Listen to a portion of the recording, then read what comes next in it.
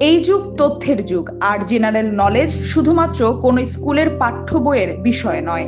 সাপ নিয়ে মানুষের মনে নানান কৌতূহল বহুদিন ধরেই, আর এই ধরনের বিষয় মানুষের মনে আকর্ষণ বাড়ায়। সাপের বিষের রং কি, তা নিয়ে মানুষের মনে নানান ধরনের প্রশ্ন বহুদিন ধরেই ঘুরপাক খায়।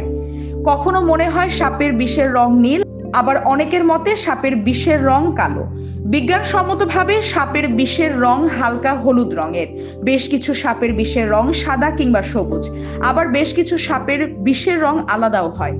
যদিও সাপের রঙের ক্ষেত্রে হলুদ রঙের বিষের রঙই বেশি দেখা যায়। সাপের কামড়ের পরেই সাপের বিষ শরীরের রক্ত জমাট বাঁধিয়ে দেয়, ফলে শরীরের পেশি সঞ্চালন থমকে যায়, হাত পা চালানো যায় না। বিজ্ঞানীরা অবশ্য নতুন ঔষধ, ভ্যাকসিন এবং পেনক্লিয়ার তৈরি করেছেন, যা সাপের বিষের ক্ষেত্রে কার্যকর। সাপের বিষ স্বাস্থ্য ক্ষেত্রে খুবই গুরুত্বপূর্ণ। সাপের বিষ থেকে প্রাপ্ত বিভিন্ন উৎসেচক ক্যান্সারের চিকিৎসায় কাজে লাগে। এছাড়াও স্নায়ুর বিভিন্ন রোগের ক্ষেত্রে নানান ঔষধ তৈরি হয়। কিন্তু জানেন কেন সাপের বিষ সাধারণত হলুদ হয়? কারণ সাপের বিষে থাকা প্রোটিন এবং উৎসেচকের ফলে এই রং।